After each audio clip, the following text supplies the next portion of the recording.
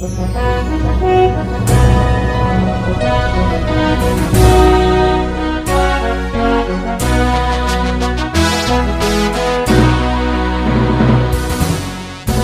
bagi saudara sekalian.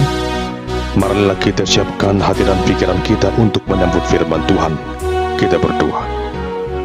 Kasih karunia dan damai sejahtera dari Allah Bapa kita dan dari Tuhan Yesus Kristus menyertai kamu.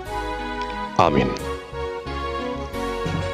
Jemaat yang dikasihi Tuhan, firman Tuhan yang menjadi nas khotbah untuk ibadah rumah tangga, Epistel Minggu tanggal 12 Februari tahun 2023, diambil dari 1 Korintus pasal yang ketiga, ayat yang pertama hingga ayat yang ke-9. Beginilah firman Tuhan. Dan aku, saudara-saudara, pada waktu itu tidak dapat berbicara dengan kamu seperti dengan manusia rohani, tetapi hanya dengan manusia duniawi yang belum dewasa dalam Kristus. Susulah yang kuberikan kepadamu, bukanlah makanan keras, sebab kamu belum dapat menerimanya, dan sekarang pun kamu belum dapat menerimanya, karena kamu masih manusia duniawi. Sebab jika di antara kamu ada iri hati dan perselisihan, bukankah hal itu menunjukkan bahwa kamu manusia duniawi dan bahwa kamu hidup secara manusiawi? Karena jika yang seorang berkata, aku dari golongan Paulus, dan yang lain berkata, aku dari golongan Apolos, bukankah hal itu menunjukkan bahwa kamu manusia duniawi yang bukan rohani? Jadi, apakah Apolos? Apakah Paulus? Pelayan-pelayan Tuhan yang olehnya kamu menjadi percaya, masing-masing menurut jalan yang diberikan Tuhan kepadanya. Aku menanam, Apolos menyiram, tetapi Allah yang memberi pertumbuhan. Karena itu yang penting bukanlah yang menanam atau yang menyiram, melainkan Allah yang memberi pertumbuhan. Baik yang menanam maupun yang menyiram adalah sama, dan masing-masing akan menerima upahnya sesuai dengan pekerjaannya sendiri. Karena kami adalah kawan sekerja Allah, kamu adalah ladang Allah, bangunan Allah. Demikian firman Tuhan yang menjadi nas khotbah dalam ibadah rumah tangga dengan tema kebahagiaan orang yang hidup menurut Taurat Tuhan.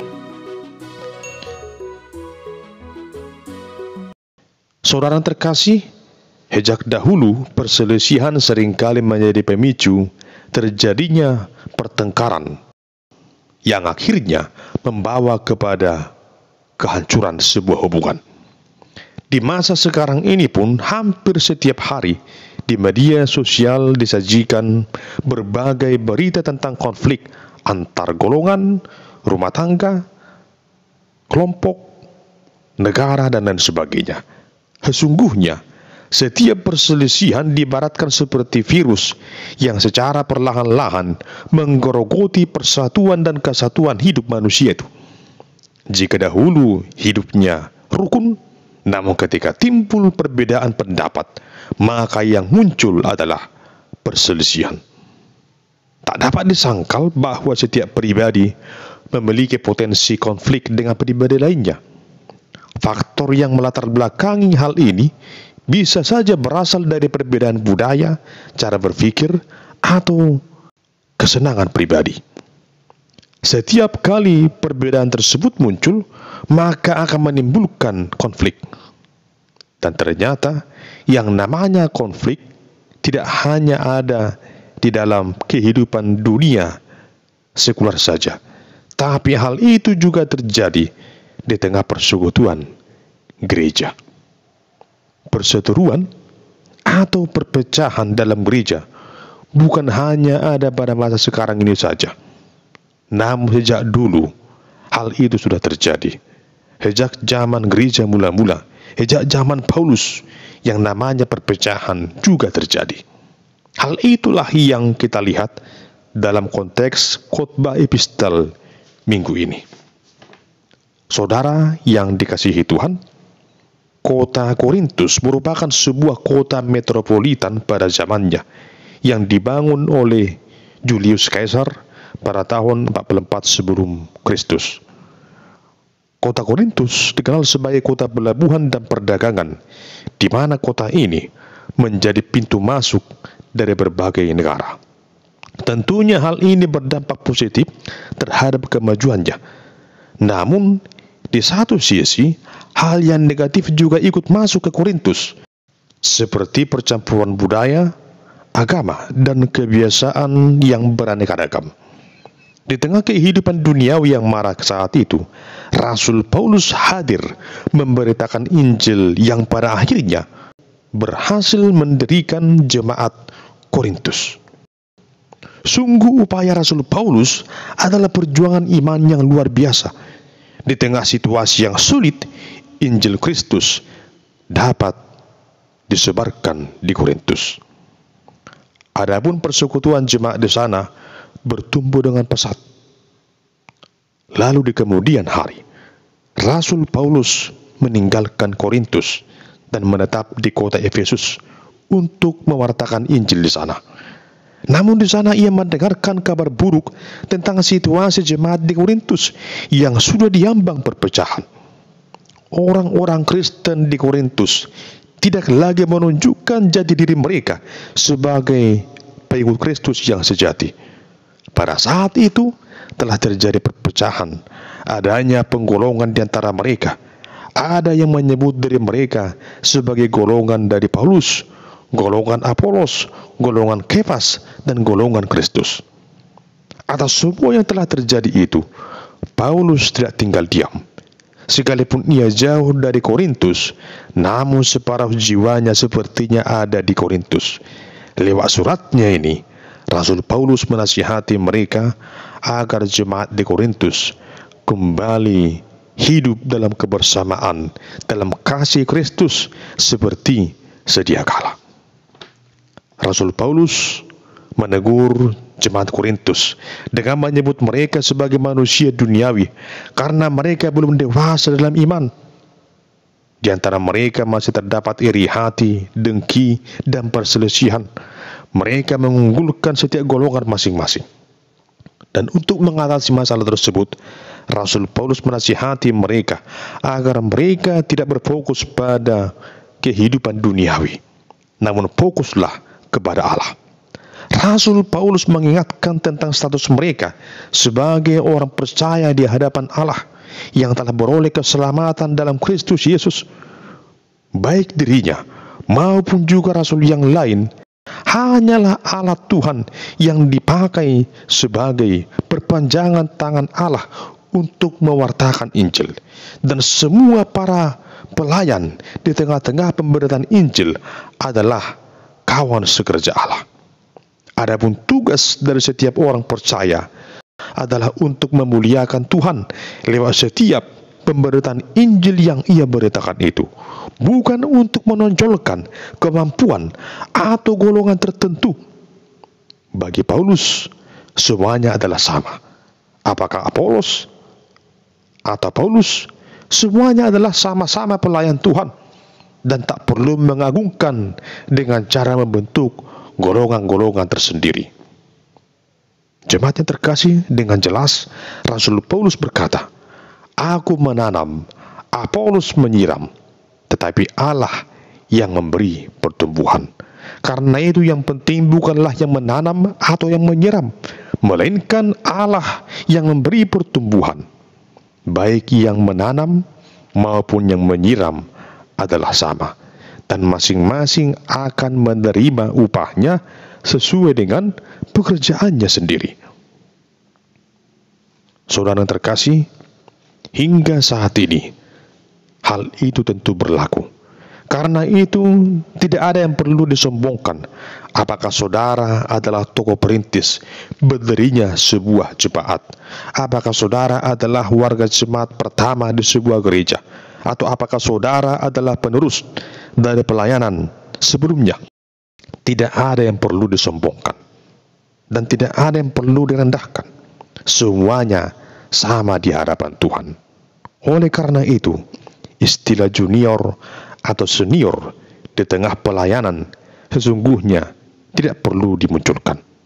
Jika kita menyadari siapakah kita di hadapan Tuhan, maka kita harus sungguh-sungguh mengakui bahwa kita hanyalah manusia biasa yang Tuhan percayakan untuk beroleh keselamatan dan juga beroleh kesempatan untuk memberitakan kabar keselamatan itu.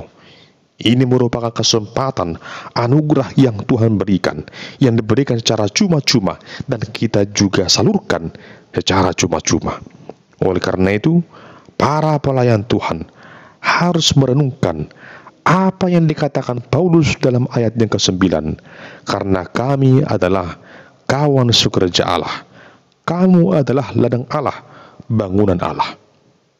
Itu sebabnya para pekerja di tengah-tengah pelayanan itu, setiap para pelayan Tuhan harus sungguh-sungguh sehat sepikir, tidak mau terpecah, tidak mau dipecah belah, namun sungguh-sungguh saling bergotong royong, bergandengan tangan, bekerja sama untuk mewartakan Injil Kristus itu. Jemaat yang kita layani adalah ladang Allah, bangunan Allah yang harus kita jagai, yang harus kita pelihara, di mana mereka harus menerima Injil Kristus. Saudara terkasih, seperti halnya di jemaat Korintus, permasalahan utama gereja hari ini bukanlah karena kurangnya talenta dari para pelayan. Namun, begitu sering perpecahan di gereja muncul akibat faktor egoisme, muncul karena kesombongan dari kemampuan atau talenta yang dimiliki oleh seseorang di tengah-tengah pelayanannya. Semua itu boleh muncul karena kesombongan, iri hati, dengki yang menggerogoti pikiran manusia itu, ibarat virus yang sulit untuk dituntaskan. Sekalipun dia datang ke gereja, dia melayani, dia beribadah, namun hidupnya tidak diubahkan. Inilah karakter-karakter manusia yang sulit untuk menjadi garam dan terang membawa perubahan di tengah-tengah gereja itu. Semuanya menjadi hambar. Apa yang ia lakukan tidak pernah memberikan sesuatu hal yang baik. Dan sungguh miris rasanya ketika setiap perpecahan, ketika setiap perselisihan yang terjadi di tengah-tengah gereja, tak jarang kita lihat diekspos ke media sosial, hingga semua orang menyaksikannya dan menjadi bahan pergunjingan di mana-mana. Ada juga perselisihan di sebuah gereja dikemas begitu apik sehingga seolah-olah kelihatan rohani. Kegiatan persekutuan begitu padat. Semuanya sibuk untuk melayani. Namun sesungguhnya di dalam kegiatan itu tidak ada kuasa roh Allah, karena masing-masing menonjolkan kemampuannya sendiri. Tidak mau merendahkan hatinya, justru yang ada adalah menyombongkan kebolehannya masing-masing. Pertanyaannya, apakah Tuhan menerima pelayanan dan penyembahannya demikian? Tentu saja tidak. Tuhan mau kita menyembah Dia, melayani Dia dengan tulus hati, dengan segenap hati, tidak membuat penggolong-golongan, pengelompokan di tengah gereja, di tengah masyarakat di mana kita beribadah. Satu kata yang perlu di sana adalah pertobatan yang sejati. Dibutuhkan orang-orang yang masih berlaku seperti itu. Jemaat yang dikasihi Tuhan, satu obat penawar dari racun perselisihan itu adalah kemauan setiap orang untuk dipenuhi roh Allah, sehingga dia merendahkan hatinya di hadapan Tuhan, sungguh-sungguh bertobat dan mau menyadari siapa dia di hadapan Tuhan, bahwa dia adalah milik kepunyaan Allah. Sehingga dengan cara seperti itu, maka segala sikap egoisme, keangkuhan, iri hati, dendam, dan segala hal-hal yang jahat itu akan jauh dari kita.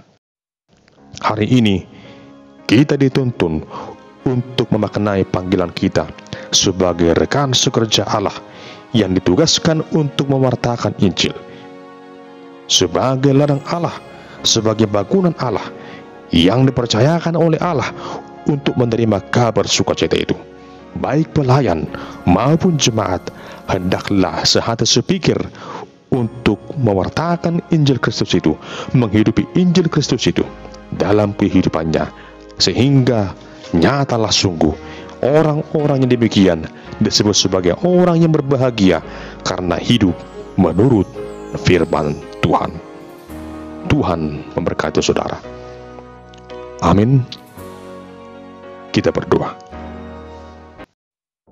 Ya Tuhan Allah yang Maha Kuasa, tuntunlah kami menjadi pribadi yang sungguh-sungguh percaya kepadamu, yang sungguh-sungguh memiliki keyakinan iman yang teguh, sehati sepikir dengan sesama kami yang telah mengenal anugerah keselamatan itu, sehingga persekutuan di tengah-tengah gereja di mana kami beribadah adalah persekutuan yang penuh dengan kasih, sehati sepikir dan menjadi kawan sekerja Allah di tengah dunia ini untuk mewartakan dan menghidupi Injil Kristus. Sertai berkati segenap para pelayan dan juga jemaat Tuhan, agar kiranya kasih karunia dan damai sejahtera-Mu melindungi, menyertai setiap umat-Mu. Dalam Kristus Yesus kami berdoa dan bersyukur kepadamu. Amin.